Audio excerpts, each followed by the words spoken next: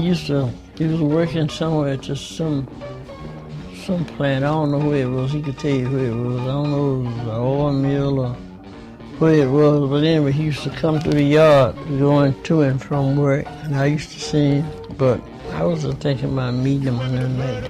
Got a job. That uncle got me a job at the factory he was working in. And I stayed there till later on when I left. Just one way. Everybody likes my Rocket 88. Baby, we'll ride in style. Moving all along. And after I moved out of that house, I moved up in a house next door where he was living with his mother. Mm-hmm. Next door to where he was living with his mother. Well, we were somewhat kind of like neighbors in the same neighborhood, and we got acquainted and got to know one another, and later on, we eventually up the road we got together.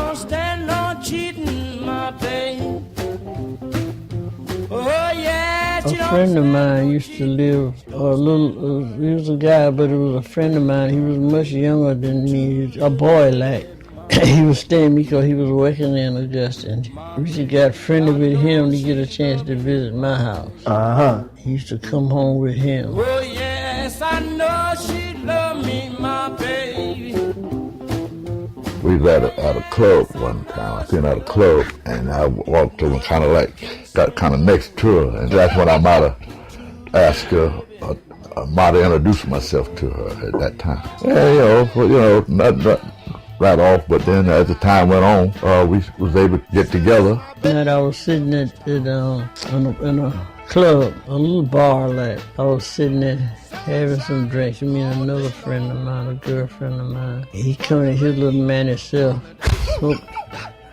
caught himself smoking a cigarette. I was sitting there having some drink. He come in, blowing smoke in my face. Why she left, I just don't know.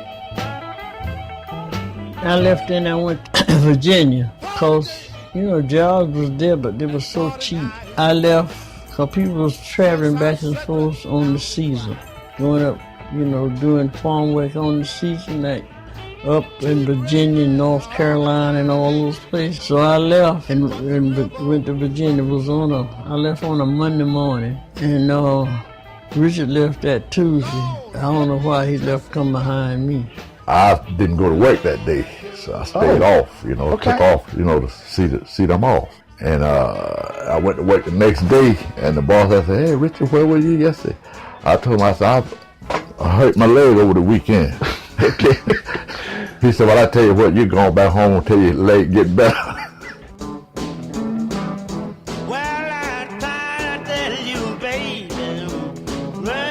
I said, "Shoot, man, this woman just left, and I know where they going." I said, "Shoot, well, I'm gonna pack on up and get on up the road." So I just left the job and headed on up to Virginia. And like you said, she was shocked to see me when I showed up. Well, it's a shame, Because I was in the kitchen cooking, and me and another lady. And we saw somebody come walking. Two people was walking. And we was trying to make out who they was. When in the country, you see people long distance away, way up across the field somewhere.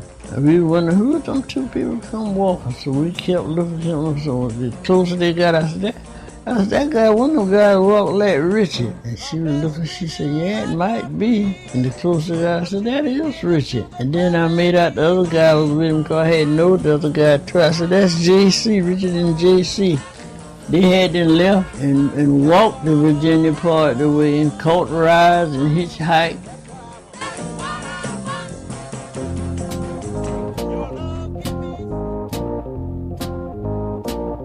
I had $10 when I left, and I left without a suitcase or anything. That's what I had.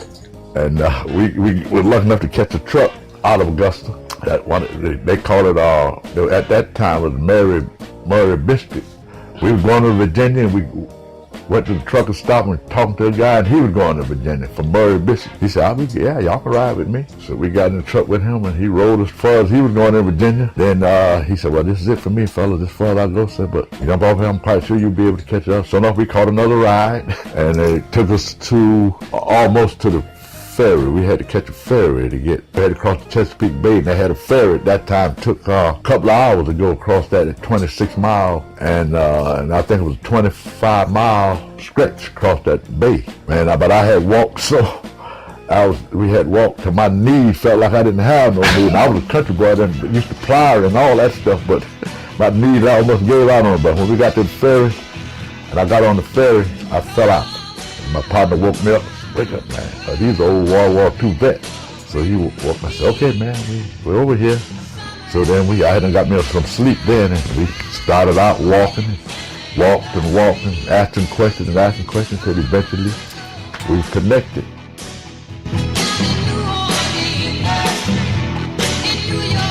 Eventually, your mother and the boys come to New York because your mother had relatives in New York. So she went and come up to New York. And I followed in a couple of weeks how we got into New York.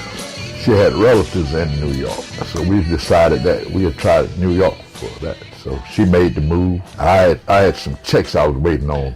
I had a couple of checks I was waiting to get before I left from down there. So then that's when she and the boys left and went to New York. And I rejoined them in a couple of weeks. And that's where we was from then until we moved back here.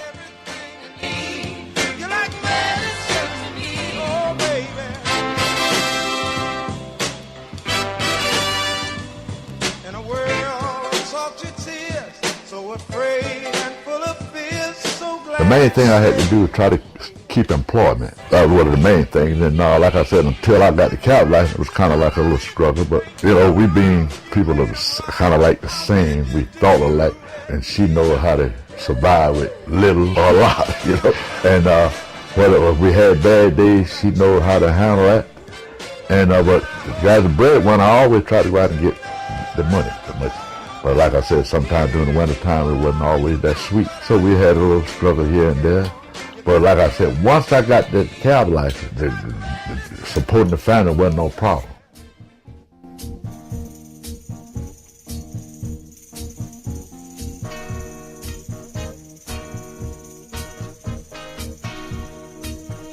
I've always tried to treat people like I wanted to be treated. And I have always been a sharing person. I never mind sharing whatever I had. I done fed no little children I could even remember. Children I could even remember. Like Govan was telling me some guy, he said, he called me when he was up there in July. He said, Mama, so you remember Donald? I said, yeah, I know. He said, Donald said he want to see you so bad. So he never forget you.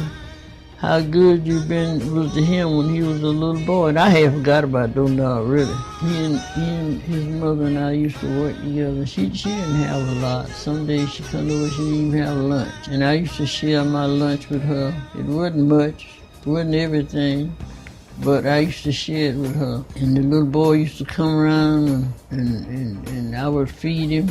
And I had forgot about him, but he hadn't forgotten me. And I have fed many, many kids. I can't even remember the kids I done fed.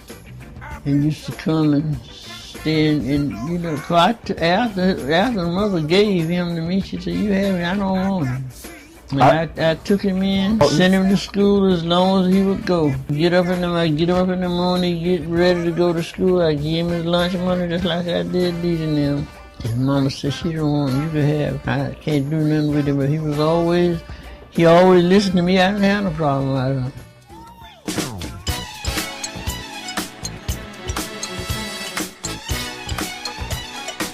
I think that's one of the things, being good to people and being honest with people and not being a troublemaker and make the experiments with people. And I think that contributes to a part of my longevity, and then it just might be a blessing from the Lord. I feel like I was just blessed. Mm-hmm. Just blessed for being me, being who I was. That's what I think. Life has been good for me. I tell you, we had ups and downs, struggle of trying to survive and stuff like that. But if I had to do it all over again, I'd do it the same way with the same person. And I wouldn't want to trade my family for no other family that I know, Yeah. that I've seen. Just this. My family is my family. That's my life. Inglewood's finest shoes. Don't look too hard, might hurt yourself. Known to give the color red the blue. What's going on, y'all? This is DJ checking in. Sorry I could not make it because of my job and this Labor Day weekend, and we're going to have a lot of folks, so I got to be at work. But I want to give a special congrats to Big Mama and Big Daddy. You guys have been the model of consistency as far as how a man should treat a woman and how a woman should treat a man, and staying together for all these years. I want to say thank you for being a great example. Thank you for everything you've done for me and my family. And I wish you guys many more years of happiness.